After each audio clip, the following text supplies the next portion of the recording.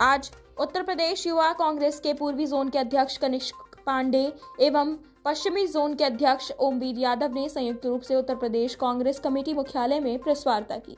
वर्तमान सरकार द्वारा कोरोना महामारी पर पेश किए गए गलत आंकड़े एवं सरकार की लापरवाही पर सरकार की जवाबदेही मुद्दे पर संयुक्त प्रेस कॉन्फ्रेंस हुई।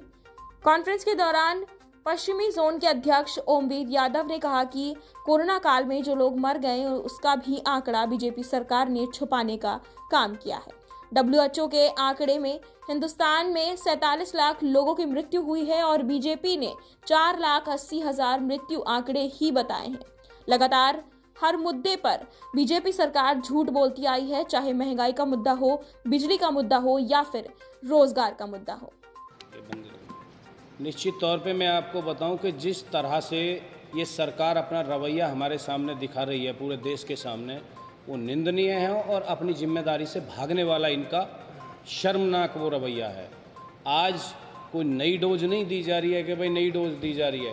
कांग्रेस सरकार में भी लगातार ऐसी महामारी आई और कांग्रेस सरकार ने भी उन महामारियों के खिलाफ लड़ाई लड़ी और हर एक देशवासी को टीकाकरण किया गया निःशुल्क। आज ये कोविड की जो वैक्सीन है उसके पैसे ले रहे हैं और जो हमारी मांग है 4 लाख रुपए की, वो 4 लाख रुपए की हमारी मांग आज भी है, लेकिन ये सरकार हमारी मांग को नहीं मान रही है।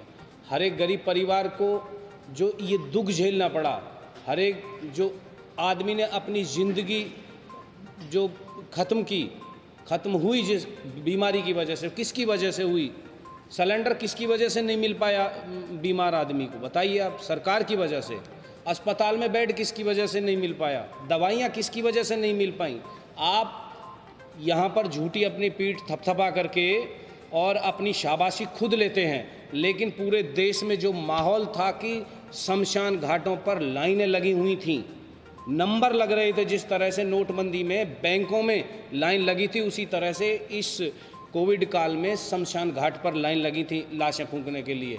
लाशों का अंतिम संस्कार नहीं हो पाया सही तरीके से और सरकार कहती है कि हमने बहुत बखूबी इसमें काबू पाया, हमने लड़ाई लड़ी।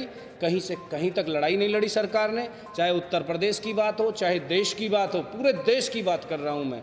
ये लोग हमेशा झूठ बोल करके और दूसरे मुद्दों को सामने ला करके, और गोदी मीडिया का भी इसमें कहीं ना कहीं हाथ रहता है कि असली मुद्दे को छुपा करके और नकली मुद्दों को ये सामने लाते हैं। लेकिन ये मानवता के खिलाफ है, ये राजनीतिक बात नहीं है किसी की जान जानी कि अगर किसी की जान चली गई तो आप झूठे आंकड़े पेश करेंगे। ये मानवता की बात है, ये मानवता के खिलाफ जाकर के सरकार ने अपना रवैया दिखाया है जो गलत है। इसके साथ ही ओमवीर यादव ने कहा कि कांग्रेस का हर कार्यकर्ता हर मुद्दे पर सड़क से सदन तक लड़ाई लड़ेगा। हर मुद्दे पर सड़क से लेकर संसद तक लड़ाई लड़ी है, विधानसभा तक लड़ाई लड़ी है।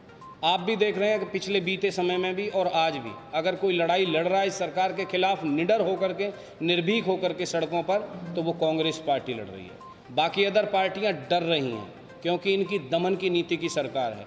कांग्रेस पार्टी का एक एक कार्यकर्ता प्रतिबद्ध है लड़ाई लड़ने के लिए। और जैसा कि आपने कहा कि 4 लाख की बात हो, चाहे 50,000 की बात हो, जो बीमार व्यक्ति हैं उनका मुद्दा लेकर के हम लगातार हर जिले में, हर शहर में, हर विधानसभा में और प्रदेश स्तरीय और राष्ट्रीय स्तरीय लड़ाई एक एक कार्यकर्ता कांग्रेस पार्टी का लड़ेगा, आदरणीय राहुल जी और प्रियंका जी के नेतृत्व में। और किसी भी आम जन की, देखिए मैं स्पष्ट बता दूं कि हमारा मतलब सत्ता हत्याना नहीं है, हम सत्ता के लालची लोग नहीं हैं। हमारा कर्म करने का अधिकार हमारे पास है। सरकार नहीं है तब भी हम जनहित में कार्य करेंगे और सरकार थी तब भी जनहित में कार्य किया और सरकार आएगी तब भी जनहित में कार्य करेंगे। और इन्होंने जन विरोध में कार्य किए हैं। निश्चित तौर पे हम लोग आज भी लड़ाई लड़ रहे हैं, पीछे भी लड़ाई लड़ी और आने वाले समय में भी जनहित में हर समस्या के लिए हम लोग लड़ाई लड़ेंगे ज़मीनी स्तर।